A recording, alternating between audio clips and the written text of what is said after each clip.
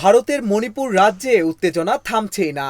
গত শুক্রবার পুলিশের টিয়ার গ্যাসের কবলে পড়ে একজন অন্তঃসত্ত্বা মা একটি মৃত শিশুর জন্ম দিলে নতুন করে বিক্ষোভ ছড়িয়ে পড়ে। উদ্ভূত পরিস্থিতিতে কারফিউ শিথিলের সময়সীমা কমিয়ে আনে রাজ্য সরকার। স্থানীয় সংবাদ মাধ্যম নাগাল্যান্ড পোস্ট জানিয়েছে, শিক্ষার্থীদের বিক্ষোভে পুলিশি হামলার প্রতিবাদে গত শুক্রবার হাজার হাজার নারীর সঙ্গে প্রতিবাদে অংশ নিয়েছিলেন লাইসরাম সঞ্চিতা। পরে বিক্ষোভকারীদের ছত্রভঙ্গ করতে পুলিশ একসময় কাঁদানে গ্যাসের শেল ছোড়ে। এতে গুরুতর অসুস্থ হয়ে পড়েন সঞ্চিতা। পরে হাসপাতালে একটি মৃত শিশুর জন্ম দেন 34 বছর বয়সী লাইসরাম সঞ্চিতা। ইম্ফলের আঞ্চলিক ইনস্টিটিউট অফ মেডিকেল সায়েন্স জানিয়েছে, সঞ্চিতাকে গুরুতর অসুস্থ অবস্থায় ভর্তি করানো হয়। তিনি একটি মৃত সন্তান জন্ম দেন।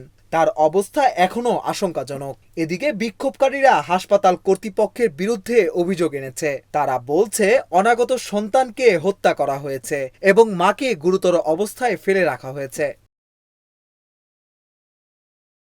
গতকাল শনিবার ইম্ফল মোড় অবরোধ করে বিক্ষোভকারীরা স্লোগান দেন, আমাদের সবাইকে মেরে ফেলো, আমাদের গুলি করো।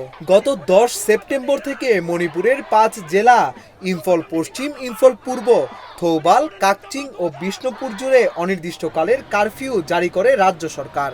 গতকাল শনিবার ভোর 5টা থেকে বিকেল 4টা পর্যন্ত কারফিউ শিথিল করা হয়েছিল। তবে বিক্ষোভ ক্রমশ ছড়িয়ে পড়তে থাকলে ইম্ফল পশ্চিম, ইম্ফল পূর্ব এবং বিষ্ণুপুরে কারফিউ শিথিলের সময়সীমা কমিয়ে দুপুর 2টা পর্যন্ত করার ঘোষণা দেওয়া হয়।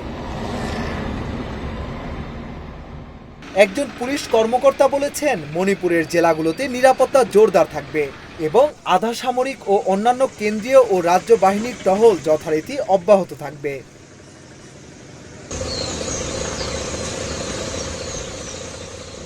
কুকি ও মেইতে সম্প্রদায়ের সংঘর্ষে গত বছরের মে থেকে উত্তপ্ত ভারতের মণিপুর। দফায় দফায় সংঘর্ষে পরিস্থিতি নিয়ন্ত্রণের বাইরে। কেন্দ্রীয় বাহিনী মোতায়েনের পরও মণিপুরের পরিস্থিতি বেসামাল।